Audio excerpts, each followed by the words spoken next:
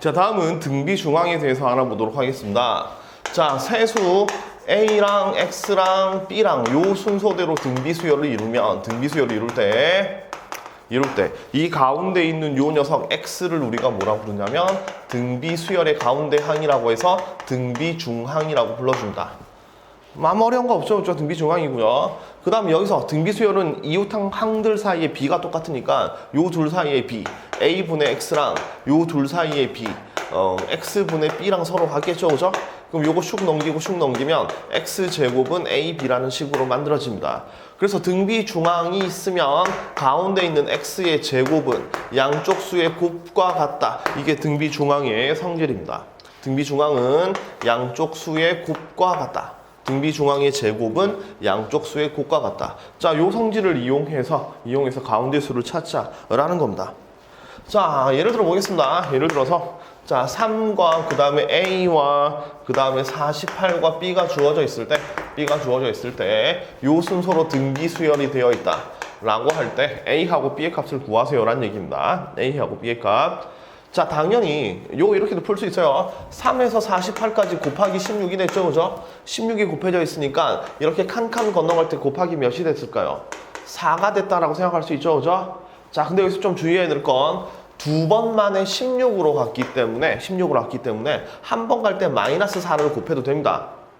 아시겠죠? 마이너스 4 곱하고 또 다시 마이너스 4 곱하면 16이 된 거죠, 그죠? 맞죠? 어쨌든 여기서 16, 두 칸 건너서 16을 갔으니까 한 번 갈 때 4를 곱했다 이렇게 생각할 수 있어서 4 곱해서 A 값 나오고 또 여기서 4 곱해서 B 값 나오고 이렇게도 풀 수 있습니다. 자, 그렇게도 풀 수 있지만 지금 이제 등비 중항을 배웠으니까 이걸 이용해서 문제를 풀면 자, 요 세 개 사이 자, 3과 A와 48을 보면 A가 등비 중항이죠, 그죠? 등비 중항이니까 A의 제곱이 3 곱하기 48과 같다. 이렇게 풀 수 있습니다, 그죠?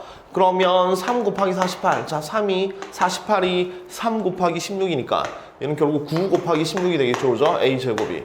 따라서 A는 플러스 마이너스, 제곱이기 때문에 플러스 마이너스. 자, 3, 4, 12 이렇게 만들어질 겁니다, 그죠? 그래서 A는 플러스 마이너스 12가 되는 거고 A가 플러스 마이너스 12가 되니까 요 세 개에서 등비 중항이 되면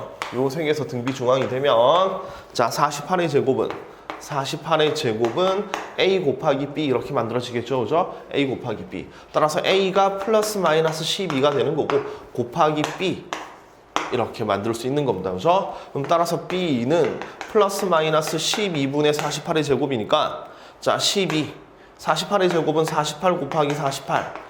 그럼 12를 없어지면 4가 되는 거죠, 그죠? 따라서 B는 플러스 마이너스 4 곱하기 48 이렇게 되는 겁니다. 자, 여러분 그냥 계산해주면 되겠죠, 그죠? 맞죠? 그래서 등비 중항은 세수가 연속적으로 등비 수열이 되어 있으면 가운데의 제곱이 양쪽 끝에 곱과 같다. 뭐 이런 성질을 하나 제공하는 겁니다. 자, 두 번째.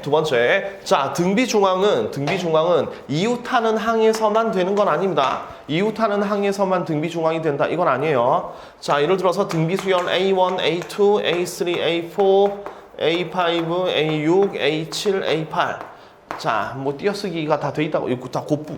다시 적을게요. 곱으로 연결된 거 아닙니다, 이거. 자, A1이 있고, A2가 있고, A3가 있고, A4, A5, A6, A7, A8 이렇게 되어 있으면 자, A4는 요거 두 개의 등비 중항 맞죠, 그죠? 맞죠? 요 세 개 순서로 등비 수열이 맞으니까 A4는 A5의 등비 중항입니다. 따라서 A4의 제곱은 A3 곱하기 A5 이렇게 쓸 수 있죠, 그죠? 맞죠? 근데 이것뿐만 아니라 여기서부터 두 칸씩 건너간 A2와 A6의 한가운데 이렇게도 등비 수열이 되죠, 그죠?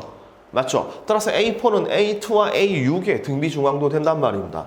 그래서 결국 A4의 제곱은 A2 곱하기 A6이 될 수도 있고 마찬가지 방법으로 앞으로 3칸, 뒤로 3칸 그러니까 여기 A1, 그 다음에 A8의 가운데가 A4기도 하죠, 그죠? 맞죠? 그러니까 A4의 제곱은 A1 곱하기 A8 이렇게도 쓸 수 있다 이런 얘기입니다. 그래서 등비 중항은 바로 이웃하는 것이, 그러니까 등비 수열을 쭉 나열했을 때 바로 옆에 있는 것들만 등비 수열이 되는 게 아니고 똑같은 칸수로 건너간 녀석도 등비 중항이 될 수 있다. 이렇게 좀 이해를 하면 되겠습니다. 이런 식으로 정리를 할게요. 자, 별로 할 게 없어서 등비 중앙 문제는 자, 얘를 하나만 더 들어주겠습니다. 자, 예. 자, 등비 수열은 도형과 굉장히 많이 엮입니다. 도형 중에서도 서로 닮음인 도형. 자, 그래서 어떤 한 직선에 외접하는 원 3개, 외접하는 원 3개를 만들어 놓고, 자, 외접하는 원 3개니까 중심을 연결하면 이렇게 일직선이 되겠죠, 그죠? 자, 요 원의 반지름이 A, 요 원의 반지름이 B 이렇게 만들어질 때 이 원의 반지름을 구하세요라는 문제 한번 표시를 한번 해보겠습니다. 그러니까 세 원이 서로 외접하고요. 외접할 때 요 처음과 끝 원의 반지름을 이용해서 가운데 원의 반지름을 한번 구해보자 이겁니다. 자, 우린 표시를 하기 위해서 자, 보조선을 이렇게 그어볼게요. 자, 요걸 이렇게 가로로 선을 그어보겠습니다. 가로로 선을 그어보면 이렇게 이제 수직으로 선을 그어보면 이 각이랑 똑같이 만들어지는 거죠, 그죠? 요 각이랑 똑같이 만들어집니다. 그러면 이 가운데 있는 원의 반지름을 x라고 잡아보면 요것도 x가 되고 그 다음 요쪽 길이가 a 이렇게 되겠죠, 그죠? 요쪽 길이는 b 이렇게 됩니다. 자, 그 다음 요쪽 길이는 뭐가 되냐면 여기가 x고 여기가 a니까 이 빨간색 길이는 x-a가 되고요. 그 다음 요쪽 길에서 요 길이는 b-x가 되겠죠, 그죠? 여기가 b, 여기가 x니까 이렇게 만들어집니다. 자, 그런 다음에 이제 우리가 할 건 뭐냐면 자, 요쪽 주황색 삼각형에서 자, 요 각의 크기가 같으니까 요 각을 세타라고 잡으면 이 주황색 삼각형에서 사인 세타를 구해보겠습니다. 자, 닮음이니까 원래 닮음비 뭐 이거 대 이거는 이거 대 이걸 요걸 쓸 텐데 좀 간지나게 좀 멋있게 삼각함수를 써볼게요. 그러니까 요 주황색 삼각형에서 사인은 이것분의 이거죠, 그죠? 그래서 사인은 뭐라고 쓸 수 있냐면 a 플러스 x분의 그 다음 요 길이니까 x 마이너스 a 이렇게 쓸 수 있습니다, 그죠? 사인 세타는 이렇게 표현이 가능합니다. 그리고 두 번째 요쪽에 있는 이 빨간색 삼각형에서 사인을 마찬가지로 계산해 보면 이 각은 어차피 똑같을 테니까 요걸 비교해 보면 요것분의 요거라서 x 플러스 b분의 b 마이너스 x 이렇게 만들어지죠. 그리고 이 두 개가 서로 같다는 겁니다. 이렇게. 그러니까 요거 두 개가 서로 닮음이니까 어차피 각이 똑같기 때문에 요 세타에 대한 사인 값과 여기서 구하는 사인 값이 서로 같다 이겁니다. 그럼 요거 넘기고 요거 넘겨주면 이거 넘기면 자, x-a에 x 플러스 b는 얘가 넘어오면서 a 플러스 x에 b-x가 되죠, 그죠? 요거 열심히 전개를 해보겠습니다.